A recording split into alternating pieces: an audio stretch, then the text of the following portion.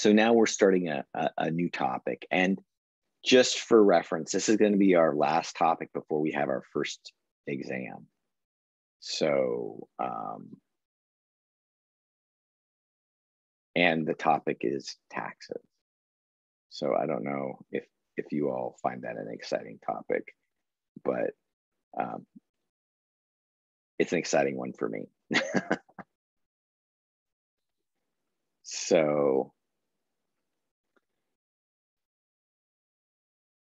what's our basic model going to look like? Well, there are really a couple of different issues and sort of like sub problems within this discussion of how to model taxes with supply and demand.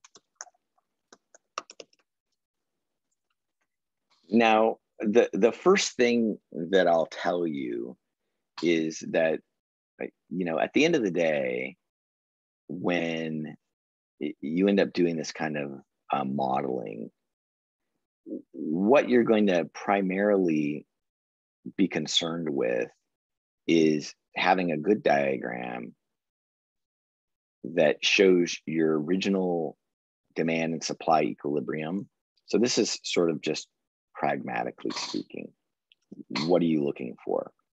And if you don't have this, then you won't be able to answer the question. And then your diagram should include, and actually I'm gonna do that a little bit differently. Your diagram should include a tax wedge, which I'm illustrating. Let's see if I can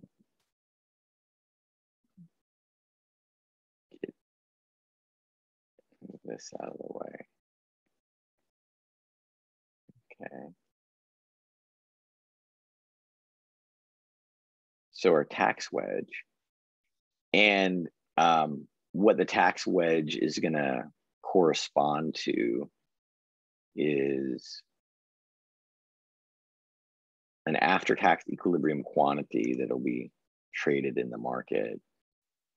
And then the thing that's different about the tax is you'll have a buyer's after-tax price and a seller's after-tax price.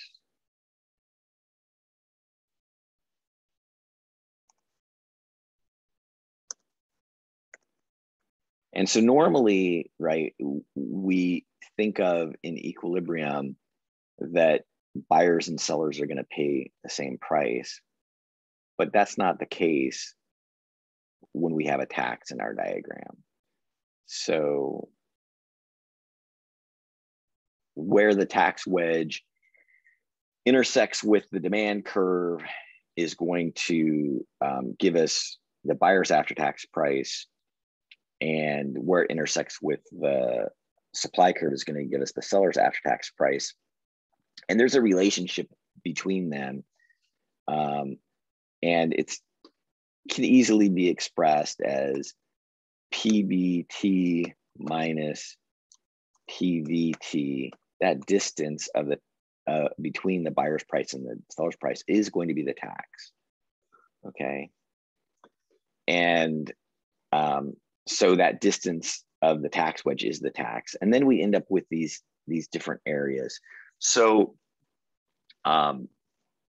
again, this is just an overview of where we're going, and I'll go ahead and I'll ask somebody to chat with me for a minute. Let's see.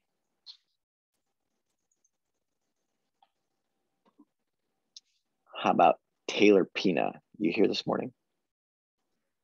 Yes. So is this all making sense to you so far, Taylor, what I've illustrated? Yes. Okay. So the next thing I wanna show you, Taylor, is we want to look for the welfare effects. So what are going to be the impacts on consumers and producers as a result of the tax? And so this area up here above the buyer's price and below the demand curve, that's going to be the consumer's after-tax consumer surplus. Okay, does that look good to you? Yeah. Okay. And this area here above the supply curve and below the price that the seller receives for the good is going to be the seller's after-tax producer surplus.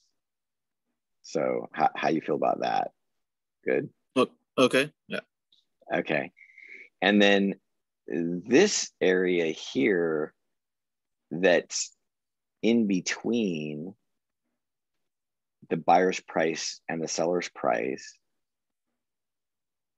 and where we fit our tax wedge in the diagram, this is going to be the amount of revenue that the government collects from the tax. Okay. And so how do you feel about that? Okay.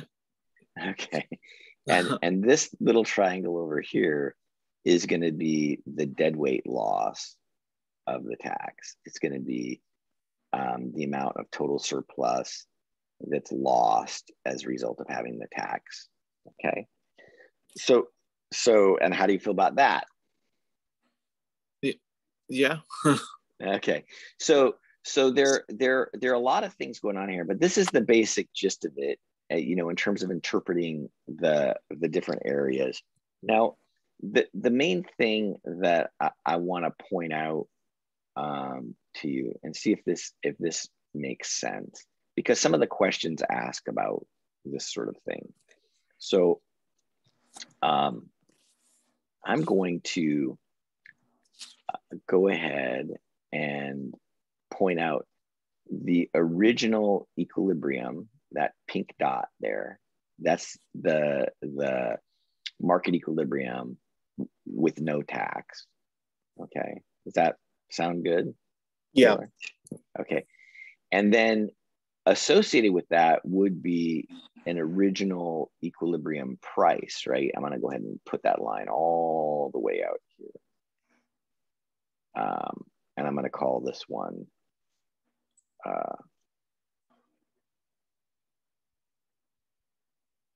P star. That's the original equilibrium price. And there's an original equilibrium quantity too, and I could put that down here as Q star. So a lot of times we talk about these as being the price and the quantity before the tax, right? But the thing that I want to emphasize and see if this makes sense to you, Taylor, is notice that there is the consumer surplus before the tax, and that consumer surplus before the tax would include this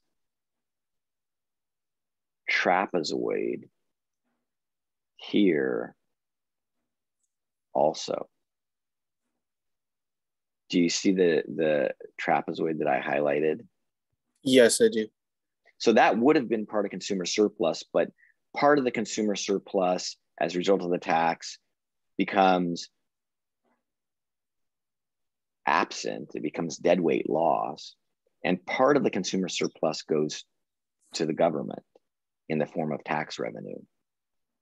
Okay.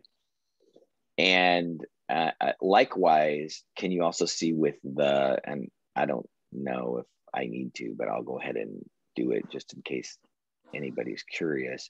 But there's also this, little trapezoid down here that used to be part of producer surplus. And do you see where I'm illustrating it, Taylor? Yes. And some of that goes to the government in terms of government revenue, and some of it becomes deadweight loss. So,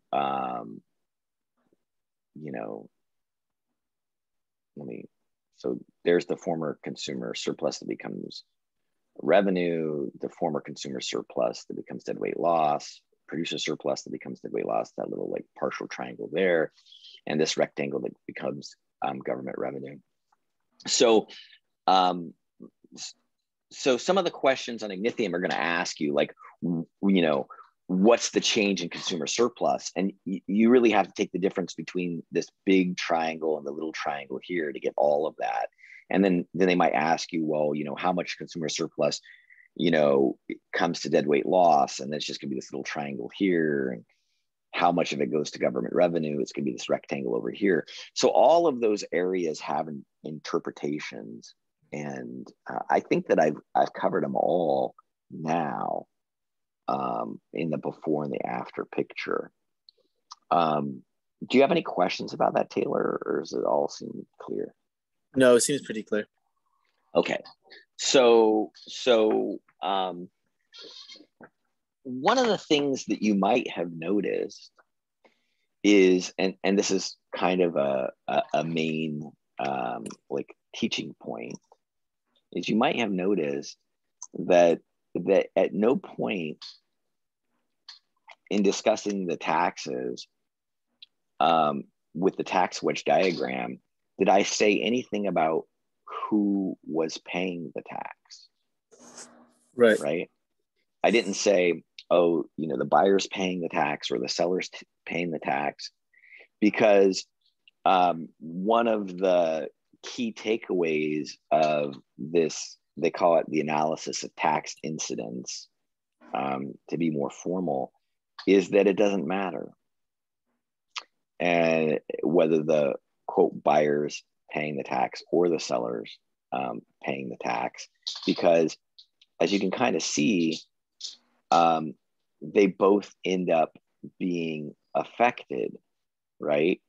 Yeah. And that's without mentioning who pays the tax or who doesn't. So I kind of have a question for you all to think about it, and I will take open responses, and if you want, you can talk about it, Taylor. Does that seem right to you? That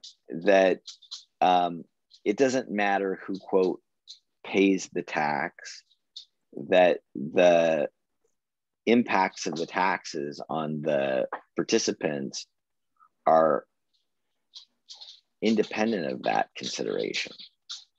Is there anybody who thinks that doesn't sound right or has a counter argument or point of view? Maybe I should put it in a little. Does it seem right that the economic consequences of taxes have nothing to do with who quote pays the tax? That's my question.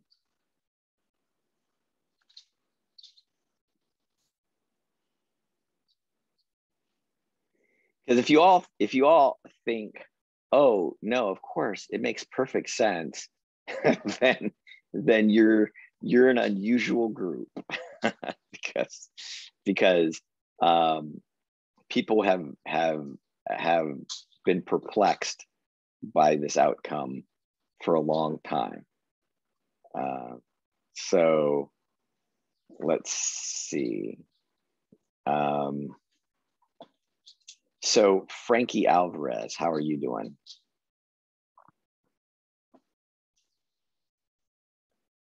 Frankie? Okay. How about Daniel Boncello? How are you doing? Good. How are you doing? Pretty good. So is my question clear, or is it not ringing any bells for you? I think it seems pretty clear, I think. Okay. Well, let's try to come up with an example. Have you been buying gas lately? Yeah, unfortunately. Yeah, gas prices are pretty high right now. Did you ever notice on the side of the pump, right? It has federal and state taxes on a per gallon basis. Yeah, I yes, for the Okay. gas taxes. Yeah. Yeah. And those are actually called excise taxes, or what we call quantity taxes, or per unit taxes. They're not a sales tax. A sales tax also gets added on to gasoline purchases, but that's based on a percentage of the price of the item. So like 7.75% is a pretty common sales tax rate here in Orange County, where I live, and maybe a little bit higher in some places in LA County. But you pay that on everything that you buy, pretty much at a store. But in addition to any sales tax, yeah, for each gallon of gasoline, the state and federal government charges a certain amount per gallon that's included in the price that you see. Do you know how much that is, Daniel? Have you looked on the side? I used to know. I was trying. It's not. I think it's lower than 5 cents, right? Or is it? I don't remember. Okay. So I'll say. So German, are you here this morning? Hello? Yeah. Yeah, German. How are you doing? Oh, I'm pretty good. Do you know how much the per gallon tax in gasoline is for California, for the federal and state? I don't remember, actually. Okay, so I'll let you and Daniel, and let's see, and how about Jeffrey Lee? How are you doing? I'm doing all right. Yeah. Okay. Hello. Do you know how much it is? No. So why don't you all, okay, you three, and somebody else can too, if you come up with it first, raise your hand. Why don't you Google it really quickly and then let me know what you guys come up with. Okay. I actually found it. Okay. So what is it? It says, one second. It says 51.1 cents per gallon. Yeah. So that's about right. And that's whether it's $2 a gallon or it's $5 a gallon, it's always going to be 51 cents. See, it's independent of the price. It's not like a sales tax. Does that make sense? Do you agree? Yeah. Do you agree? So who was that? Was that Daniel Foncello that came up with the answer, or Yeah. who came up? Okay. And do you agree, Jeffrey? Did you get the same answer? 51.1. Yeah. Yeah. Okay. So Daniel, now think about this, right? You go down and you see the price of gasoline, and it's $4.51. We'll just kind of make it really close, right? A gallon. And that's what the price says. It says $4.51. That's the price that you're gonna pay, right? Would you rather that instead the seller pay that 51 cents? On a personal level, yeah, because then I get to save more money. But I feel like that wouldn't make a whole lot of sense if they paid it. Okay. So you think so now put yourself in the position of the seller, right? Because you just said something that's kind of a little bit against our logic, right? You said, well, yeah, as a buyer, I would want the seller to pay the 51 cents. And if you were the seller, would you want the buyer to pay the 51 cents? Yeah, if I was the seller, I wouldn't want to pay it. That's right. But notice that our proposition here is saying, hey, it's not going to matter one way or the other, right? In terms of how you're actually impacted, right? So I guess the question is, why do you feel that way? And do you see that our economic model says something different? Is there anybody who wants to walk me through this? I know. So do you see the contradiction, Daniel? yeah, I think so. Okay. Is there anybody who wants to help me with this puzzle?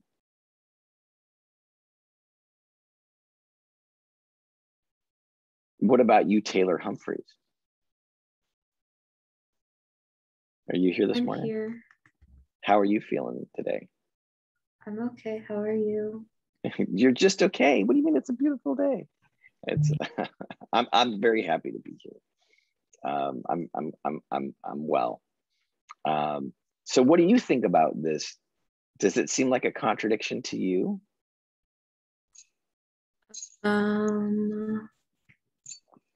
Do you care that if it's 451, you're paying 51 cents?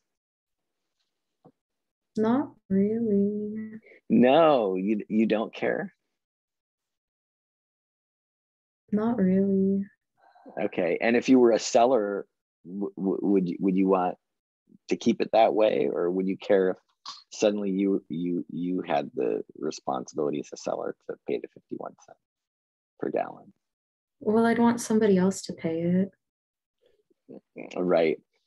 Do you see that our model says it doesn't matter? Yes. Whether the buyer or the seller, right? But so you see kind of the contradiction. So what about you, Sharang? What do you see?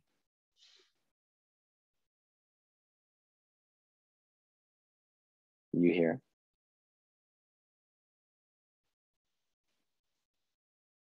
No. And well, I'll take one other person. How about you, Antwi? Yeah, I'm here. Yeah. So what do you think about this? Do you I saw in your photo there's a hard hat. Do you do any sort of like construction work? No. No, I thought there was a hard hat in your profile image. Maybe it wasn't a hard hat. No, it's a regular cap. Oh, it's just a cap. Oh, okay. Yeah. So, but what about the 51 cent tax? As the buyer, do you want to pay it, or would you rather have the seller pay it? The seller will have to pay. You would rather the seller pay, right? Yeah. Yeah. But do you see why the economic model says it doesn't matter? Yeah, but I feel like if the seller pays, then it has to come from the buyer too. Yeah, right. Because that's what the model tells us, right? Yeah.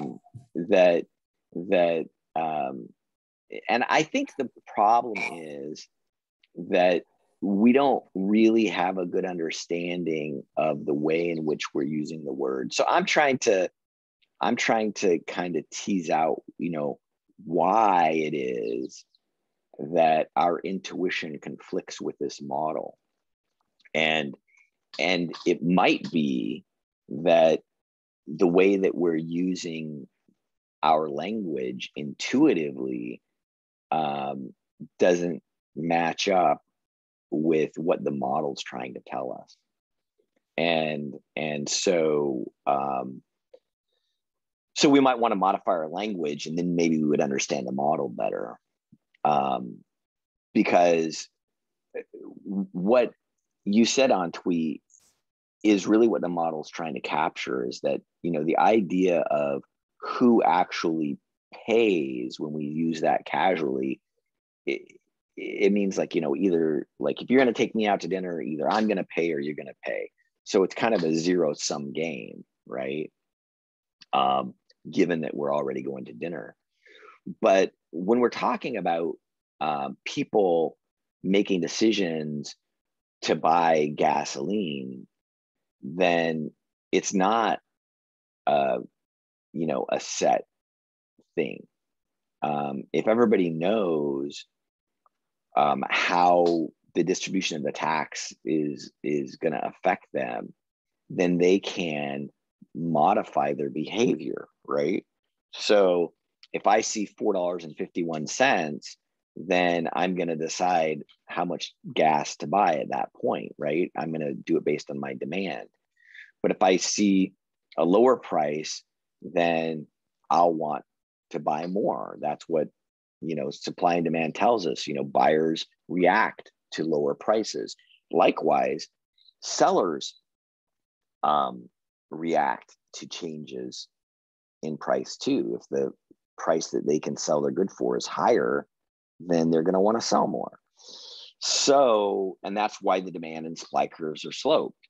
So at the end, right, when we compare the before tax, and I'll just put a little X on it here. When we compare this before tax to the after tax situation, then we have to take into consideration not just what the government says about who, quote, pays the tax, but about how that's going to influence the buying behavior and the selling behavior overall. So you all might have heard this, and I'll talk to Emily Harrison. How are you doing, Emily? I'm good. How are you? Pretty good. So have you ever heard that when there's a tax, like it came up a while ago when they first started to tax cigarettes? I don't know what the tax on cigarettes is right now, but I was about your age when I quit smoking. So back then they had raised the tax to 35 cents per pack. And I said, that's too much, and I quit. So if they had kept the price lower, I would have kept the tax. I would have quit smoking. I wouldn't have quit smoking. But now, does anybody know what the tax per pack of cigarette is now? Anybody have any idea? No smokers out there? Well, I think it's at least like $2. I just looked it up for California. It is $2.87 for a 20 pack. Yeah, right. So it's almost $3 a pack now. So I got out while the getting was good. but I don't know if you've ever heard this or not, but have you ever heard that sometimes that sellers feel like they have to eat the tax? No, I've never heard of that. You've never heard that? Okay.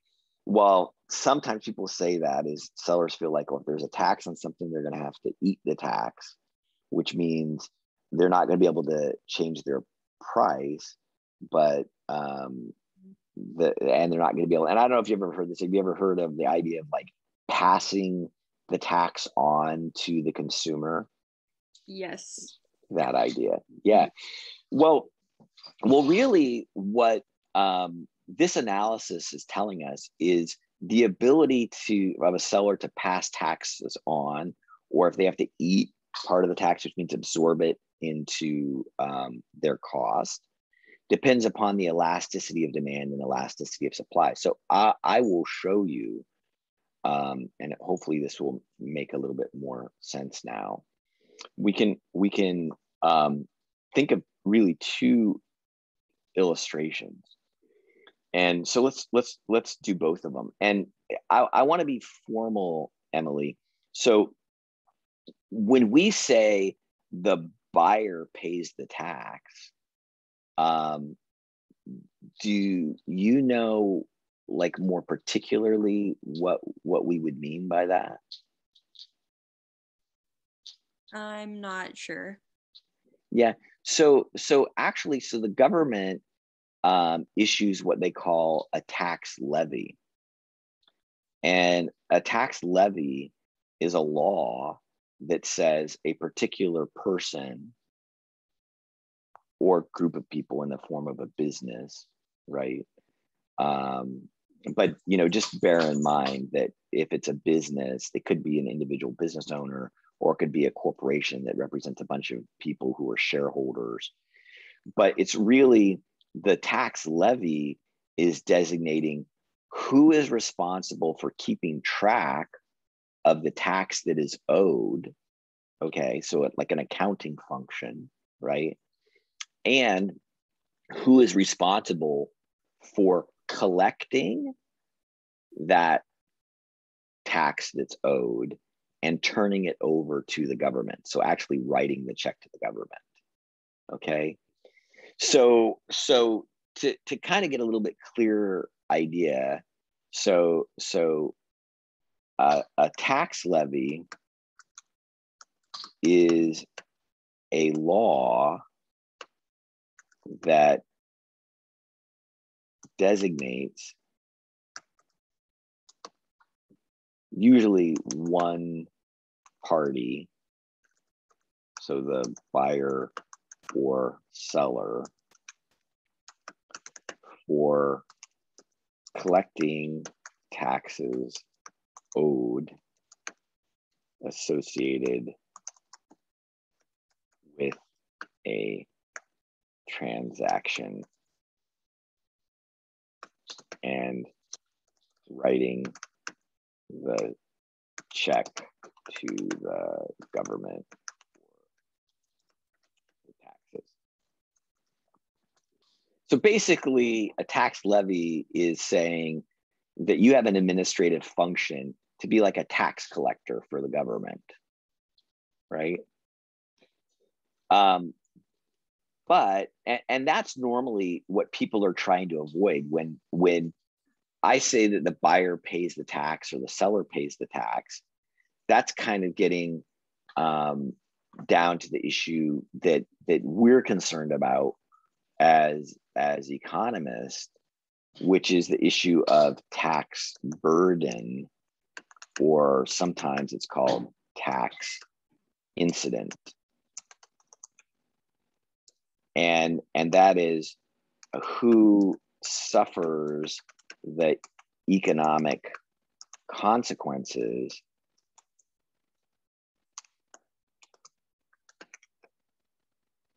of the tax. So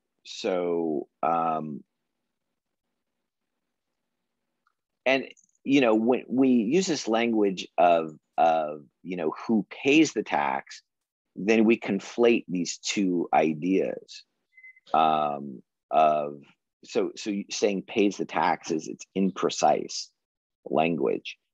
And so when we start to talk about whether or not a tax can be passed on from a seller to a buyer, then what we're really talking about, and I don't know if this makes sense, Emily, the way that I'm explaining it, but what we're really saying in that context is that somehow, even though maybe the seller has a tax levy, they can avoid the tax burden. They can avoid the negative economic consequences. Does that make sense? It does. So even though the seller under the tax levy has to write the check to the government, and in that sense has to pay the tax, if they can avoid it affecting their number of sales and so forth, then they don't suffer any negative consequence as a result of it. So let's think about this for a minute, and I'll tell you all what I like to do. So I'll give you two different illustrations. So one is going to be a buyer levy. That's going to be my example over here in the left panel. So buyer levy. And over here, I'm going to do a seller levy. Okay. And so for the buyer levy, the way we illustrate it, and I want to tell you, as a matter of figuring out the economic consequences, this is the issue that is irrelevant, is whether we have a buyer levy or a seller levy. So I have to be careful when I draw these diagrams, because they should look exactly the same. So hopefully I'm not cutting and pasting. So, but they should have the same intercept and the same slope. All the lines should be identical. So, and here's the supply. And here's the supply. Okay. So do those diagrams look identical? I hope they do. What do you think, Emily? They're pretty close. Okay. And what we want to focus on is that this is the pre-tax equilibrium and the pre-tax equilibrium, and the pre-tax equilibrium price and quantity will be the same. So let me kind of adjust it a little bit. So hopefully they look the same. And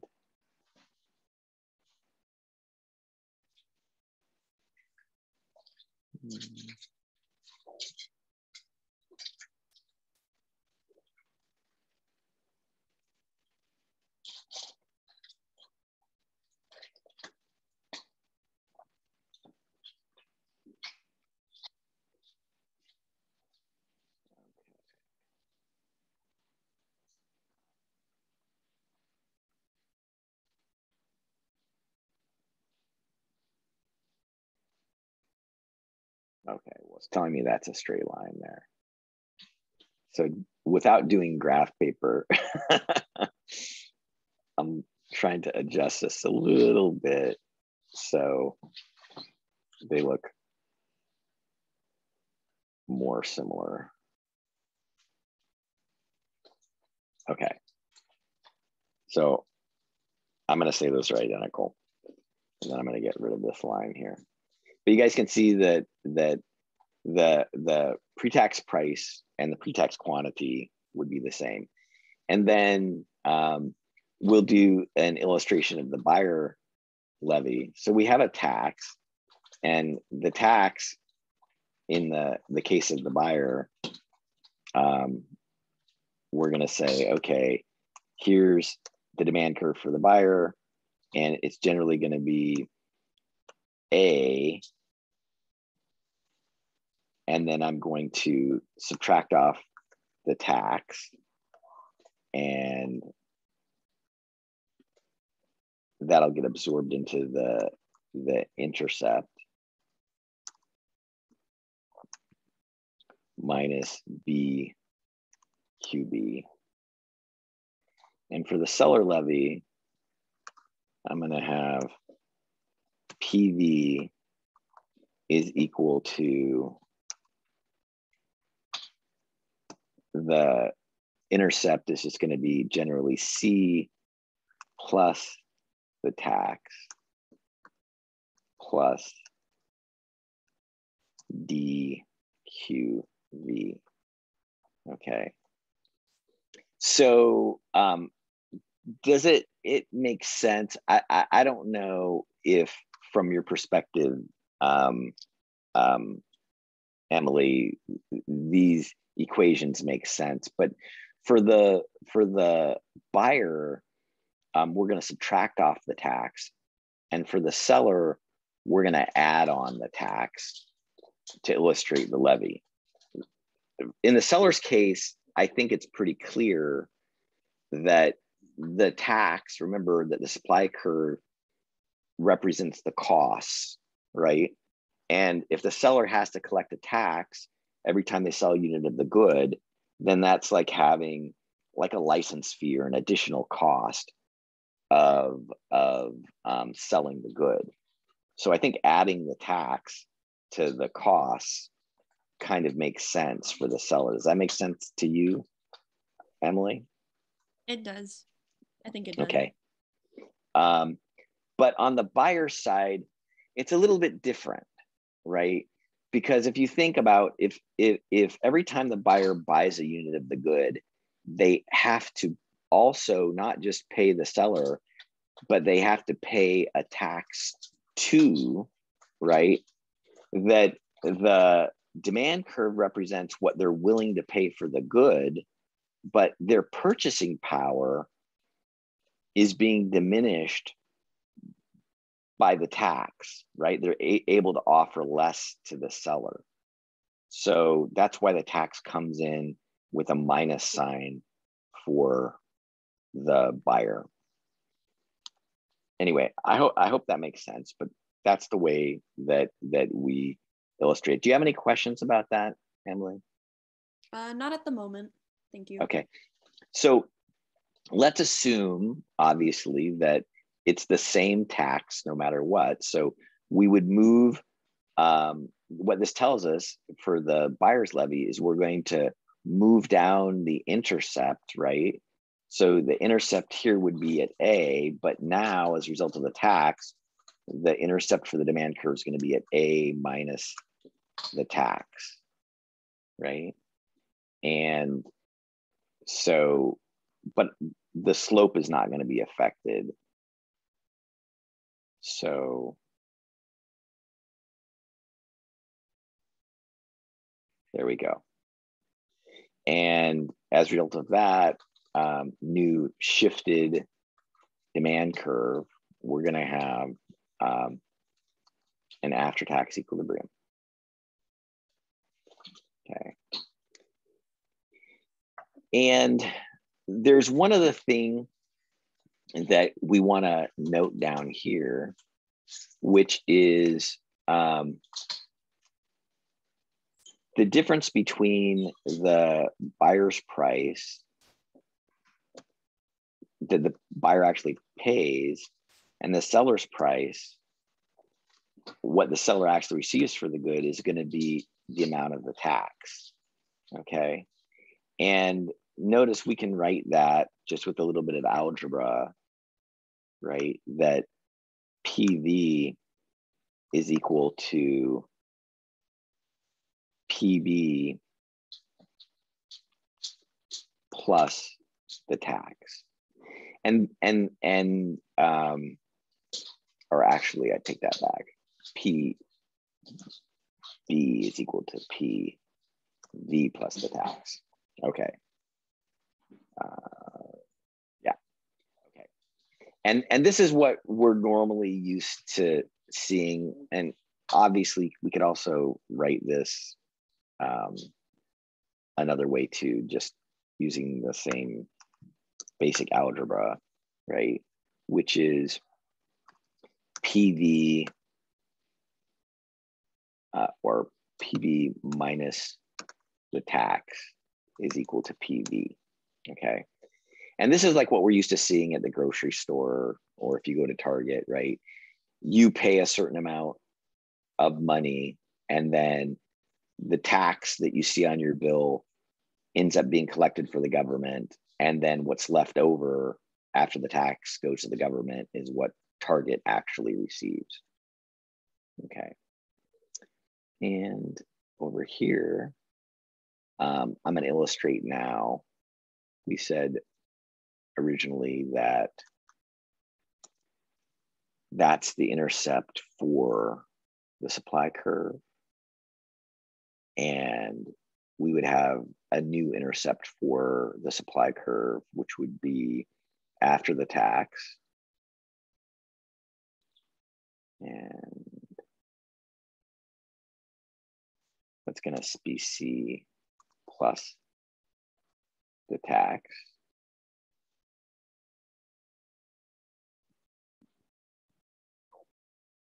Okay.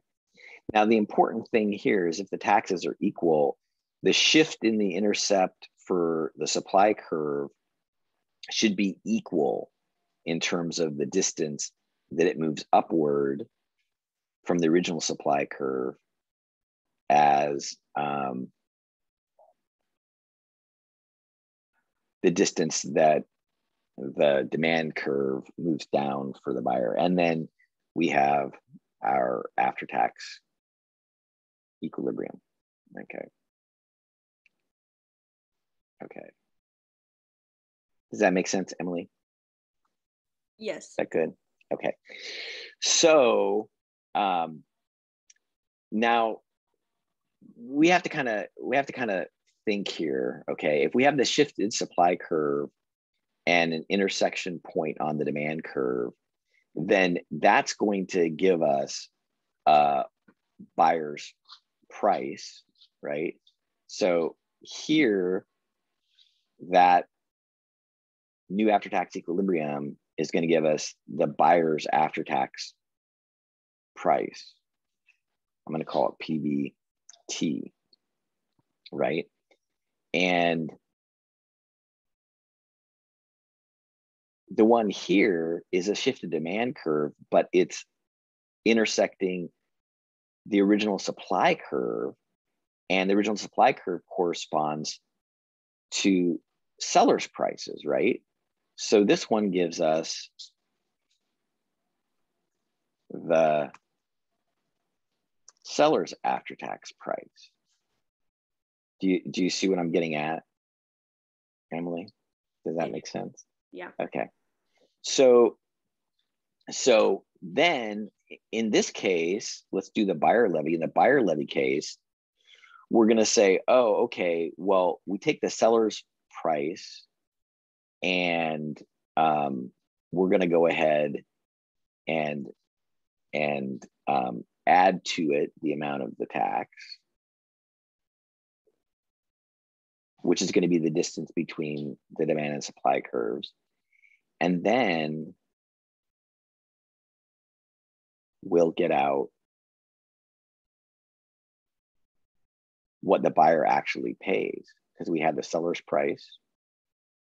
And since the buyer has the levy, they get to buy it at the seller's price. They pay the seller that amount, but now they also have to pay the government. So there's the buyer's after-tax price. Okay. So this is, notice this case, right? I've taken the buyer's price, I added the tax, I mean the seller's price, and I added the tax, and I get the buyer's price. And over here on the seller's levy, the buyer just pays some price, and then the seller's responsible for collecting and sending money to the government equal to the amount of the tax, which is the distance between the two. And then we get the seller's net price, what the seller gets to take home and put in their pocket, right? And I'm actually going to draw this out just a little bit further here, because hopefully you can see, and my diagram's imperfect, but that's okay, because the algebra should take care of the rest of it for us in terms of our explanation. Okay. But if I'd done a really, really good job and these distances were exactly the same, then we'd say, okay, the buyer's going to pay this price. And then the seller sends that amount of money, which is the distance between the two, which is equal to this distance to the government. And then the seller ends up with this net price. But the important point here, and I don't know, and so this is our second case, right? You get the buyer's price, you subtract off the tax, and then you get the seller's net price. I don't know if you're convinced yet, Emily, but whether you have the buyer levy or the seller levy, the net price to the buyer and the net price to the seller after the tax is identical. Yeah. Does that, and not only that, but it's a little bit difficult to see, but we could do the math here in terms of the after-tax equilibrium. But I'll tell you, if you do that, you'll find out that the after-tax quantity is also the same. So the decrease in, and I'll illustrate it here, this is our after-tax quantity, I'll call it QT, and our pre-tax quantity, hopefully you can see it without any trouble, is here, Q star. But because there's a tax, buyers are having to pay more for the good and sellers are receiving less for the good. But that distance, the amount of sales that are lost as a result of the tax, will be the same in both diagrams. So we come up with the conclusion that there's identical loss in sales, whether you have a buyer levy or a seller levy. There's the net price to buyers and the net price to sellers is the same, right? So from an economic point of view, all of the effects we care about in terms of tax burden have to do with consumer surplus, producer surplus, deadweight loss, and things like that. The economic consequences are independent of whether you have a buyer or a seller levy based on these diagrams. So I have one other little question to ask. So are you with me, Emily? Are you completely solid on this? Yeah, I think so. Can you think of any other reason why you might want the other party, if you're the buyer or if you're the seller, why you might want the other one to handle the levy?